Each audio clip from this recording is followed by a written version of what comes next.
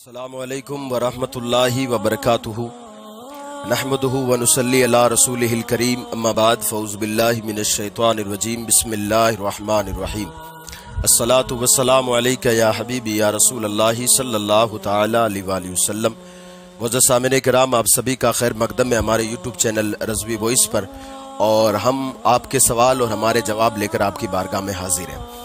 آج کا جو ہمارا پہلا سوال جو ہمارے پاس موجود ہے وہ یہ ہے کہ کئی سارے مسلمان لوگ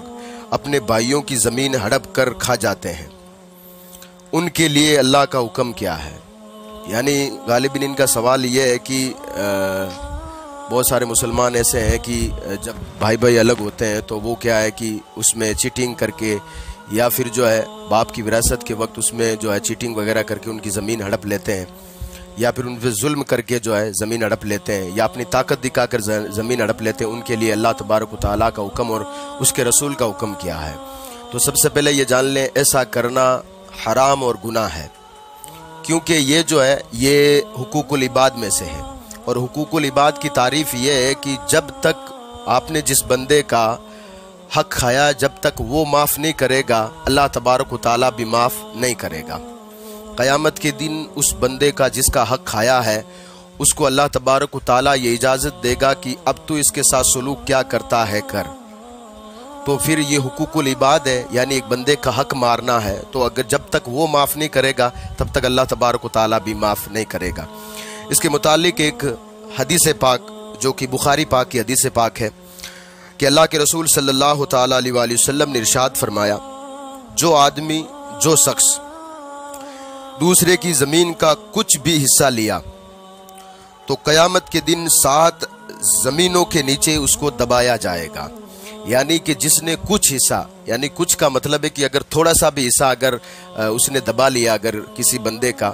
تو جو وہ جس نے دبایا ہے، قیامت کے دن اللہ تبارک و تعالیٰ اسے 7 زمینوں کے نیچے دبائے گا۔ اور یہ بات یاد رکھنا، ہمارا عقیدہ ہے کہ کل قیامت قائم ہوگی اور وہاں ہمیں حساب دینا ہے، اللہ رب العزت کے سامنے حاضر ہو کر ہمیں حساب دینا ہے۔ تو دوسری حدیث پاک میں اللہ کے لاڈلے رسول صلی اللہ تعالیٰ علیہ وآلہ وسلم نے ارشاد فرمایا، اور یہ جو ہے بخاری و مسلم دونوں کی حدیث پاک ہے، یعنی دونوں کتابیں موجود ہے کہ اللہ کے لاڈلے نبی صلی اللہ تعالیٰ علیہ وآلہ وسلم نے ارشاد فرمایا، جس نے ایک بالش زمین کسی پر ظلم کر کے لی تو قیامت کے دن 7 زمینوں کا توق اسے گلے میں پہنایا جائے گا۔ یعنی ایک بالش زمین، پہلے کچھ زمین کا ذکر آیا، اب یہاں پر بخاری و مسلم دونوں کی حدیث پاک ہے کہ اللہ کے رسول صلی اللہ تعالی وسلم نے فرمایا کہ ظلم کر کے لے لی، یعنی خود طاقتور ہے اور جو جس کی وہ لے رہا ہے وہ بیچارہ کمزور ہے، یا پھر وہ جو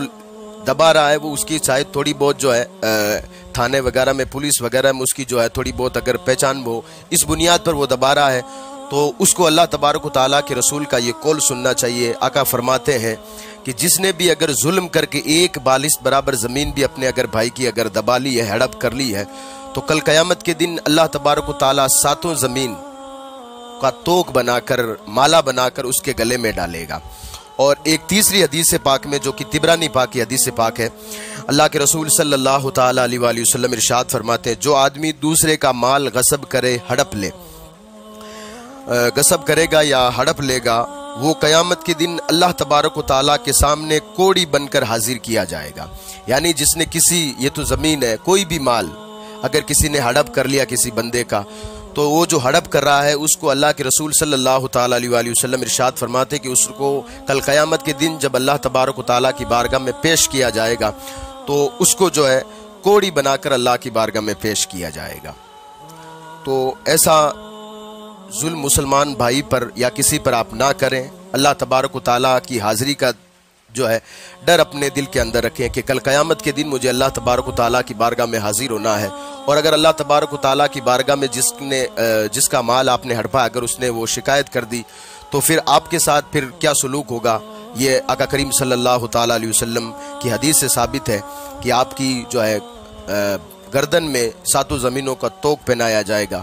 قیامت کے دن اللہ تبارک و تعالیٰ کے سامنے جو ہے اس بندے کو جس نے ہڑپ کی ہے، دھوکے سے کی ہو یا پھر جو ہے اپنی طاقت کی بنیاد پر کی ہو، یا پھر اس کے جو ہے زیادہ تر جو دوست وغیرہ وہ پولیس تھانے میں یا پھر پٹواری وغیرہ میں ہے، ان کی مدد کر کے اگر کسی سے زمین ہڑپ لی ہے تو اس بندے کو ان تینوں حدیثوں پر غور کرنا چاہیے کہ میں کون سی راستے پر ہوں، اور وہ جو کہ جن سے ہڑپ رہا ہے، اگر کل اللہ تبارک و تعالیٰ نے، اور یقیناً اللہ تبارک و تعالیٰ ان کو حکم دے گا، اجازت دے گا کہ اے میرے بندے تیرے ساتھ ظلم ہوا ہے، اب تو جو ان کے ساتھ معاملہ کرے گا پھر میں وہی معاملہ کروں گا، یعنی تو جب تک معاف نہیں کرے گا میں بھی تجھے معاف نہیں کروں گا۔ تو پھر یہ بتائیے کہ ایک بالش زمین کی جو ہے ہڑپنے سے یہ وعید آئی ہے، تو آپ خود غور کریں کہ ہم میں سے کئی ایسے لوگ ہیں جنہوں نے جو ہے کئی جو ہے ایکٹر جو ہے ایکڑ زمینیں اپنے بھائیوں کی یا اپنے رشتہ داروں کی داب کے رکھی ہے۔ پھر ان لوگوں کو سوچنا چاہیے کہ میرے بارے میں اللہ کے رسول صلی اللہ تعالیٰ علیہ وآلہ وسلم کی حدیث قیامت کے دن میرے ساتھ کیا سلوک کیا جائے گا۔ تو یہ حرام ہے کسی کی زمین ہڑپنا، اور یہ حقوق العباد ہے، جب تک بندہ معاف نہیں کرے گا تب تک اللہ تبارک و تعالیٰ معاف نہیں کرے گا۔ چلیے اگلا سوال یہ ہے کہ غسل خانے میں پیشاب کرنا کیسا ہے؟ تو دیکھیے غسل خانے میں پیشاب کرنا مکروہ ہے، پہلے بات تو یہ ہے، چاہے غسل خانہ پکا ہو چاہے کچا ہو۔ پکے سے مراد جو کہ آج کل ایک جو ہے فیشن کے طور پہ بن گیا ہے کہ ٹائلیں وغیرہ لگا کر غسل خانے کو سجایا جاتا ہے، جس کو باتھ روم کہا جاتا ہے، اور دوسرا کچا جو کہ ابھی تک گاؤں میں کئی جگہ ہیں کہ ایک چھوٹی سی دیوار کچی بنا کر اس کے اندر ایک جو پتھر رکھ دے اسی پہ بیٹھ کر نہاتے ہیں۔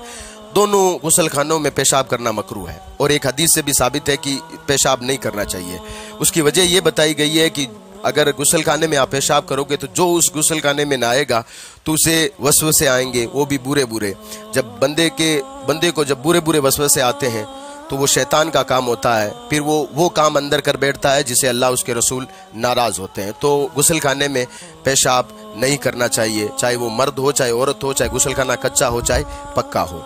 ٹھیک ہے، اب اگلا سوال یہ ہے کہ کیا 3 جمعہ لگاتار چھوڑ دینے سے آدمی ایمان سے خارج ہو جاتا ہے؟ دیکھیے کئی سارے لوگوں سے بہت سارے لوگ یہ بات کہتے رہتے ہیں کہ اگر 3 جمعہ ہم نے چھوڑ دیا تو ہم جو ایمان سے خارج ہو جائیں گے۔ سب سے پہلے میں آپ کو بتا دوں، جو جمعے کی نماز ہے کچھ شرطوں کے ساتھ ہم سب پر فرض ہے، تو 3 نہیں بلکہ 1 جمعہ بھی چھوڑنا یہ گناہ کا کام ہے۔ اب حدیث کیا کہتی ہے اس کے بارے میں جان لیتے ہیں کہ جب بندہ لگاتار 3 جمعے جان بوجھ کے چھوڑتا ہے، کوئی پریشانی بھی نہیں ہوتی ہے، کوئی جو ہے مجبوری بھی نہیں ہوتی ہے، شرطیں بھی ساری پائی جاتی ہے، تو اس بندے کے بارے میں حدیث نے کیا کہا ہے؟ تو سب سے پہلی حدیث ہے کہ، اور یہ صحیح مسلم پاک کی حدیث پاک ہے کہ حضرت ابو ہریرہ رضی اللہ تعالیٰ عنہ اور حضرت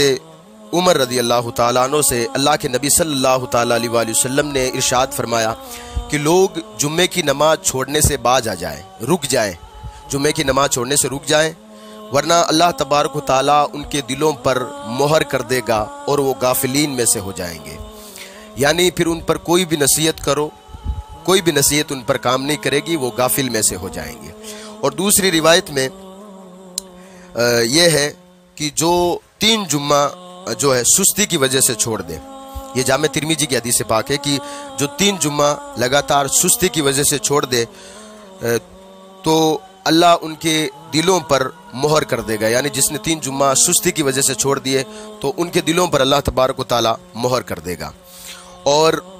ایک روایت میں ابن خزیمہ اور حبان کی روایت میں یہ ہے کہ جو 3 جمعہ بغیر اجر چھوڑ دے، یعنی کوئی اس کو جو ہے پریشانی نہ ہو، جو کوئی ہے ایمرجنسی بھی نہیں ہے، پھر بھی وہ چھوڑ رہا ہے تو وہ منافق ہے۔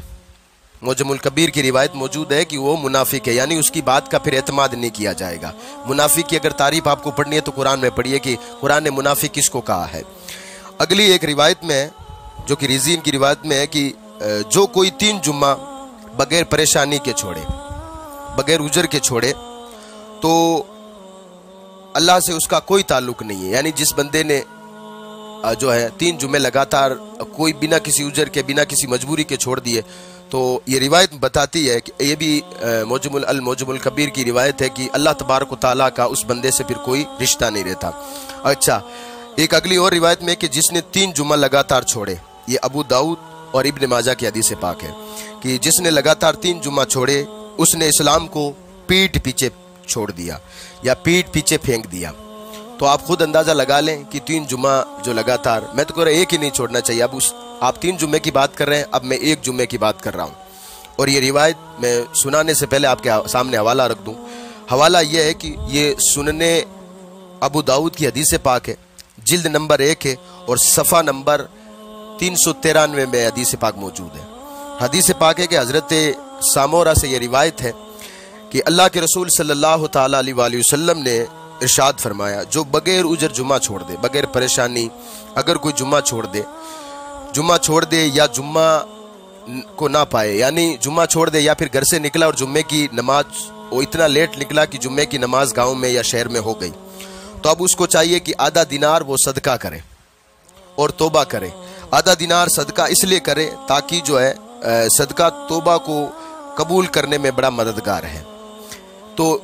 یعنی کہ اگر کوئی ایک جمعہ اگر چھوڑ دے جان بوجھ کر، یا پھر وہ گھر سے تو جمعے پڑھنے کی نماز سے نکلا تھا لیکن مسجد تک پہنچتے پہنچتے جمعے کی نماز ہو گئی، تو یہ حدیث بتاتی ہے کہ اللہ کے رسول نے فرمایا ایک جو ہے صدقہ اس کو کرنا چاہیے اور پھر توبہ کرے کہ میں نے ایک جمعہ کیوں چھوڑ دیا. اور آپ یہاں بحث کر رہے ہیں کہ 3 جمعہ چھوڑنے سے کیا ہوتا ہے. دیکھیے بہرحال ایمان سے تو خارج آپ اسے نہیں کہہ سکتے کہ اس نے ایمان سے، لیکن اس کا ایمان کمزور ضرور ہو جاتا ہے. پھر اس بندے کو کہیں پہ منافق آ گیا ہے، کہیں پہ اللہ تبارک و تعالیٰ سے تعلق توڑنے کی بات کی گئی ہے. ساری حدیثیں جو میں نے پیش کی ہے یہاں میں حوالہ دے رہا ہوں، ساری کی ساری کتابوں موجود، یہ حوالہ موجود ہے. تو جمعہ جو ہے نماز بھی اپنی شرطوں کے ساتھ ہم پر فرض ہے، اس کو بھی جان بوجھ کر آپ نہ چھوڑیں. ہاں اگر کبھی کبھار آپ اگر بڑی پریشانی میں ہو تو اس وقت جو ہے کہ یا تو پاس میں آپ کی مسجد نہیں ہے یا پھر ایسا ہوا کہ آپ اتنے بیمار تھے، اس وقت تو ویسے ہی جمعہ آپ پر فرض نہیں ہے، تو کوشش کریں کہ ایک بھی جمعے کی نماز نہ چھوڑیں، کیونکہ یہ بھی اپنے شرطوں کے ساتھ ہم پر فرض ہے. یہ تھے آج کے ہمارے پاس جو سوال آئے ہوئے تھے. انشاءاللہ تبارک تعالیٰ کچھ کل نئے سوالوں کے ساتھ پھر سے ہم آپ کی بارگاہ میں حاضر ہوں گے. اللہ ہم سب کو ایک اور نیک ہونے کی توفیق و رفیق عطا فرمائے. السلام علیکم ورحمۃ اللہ.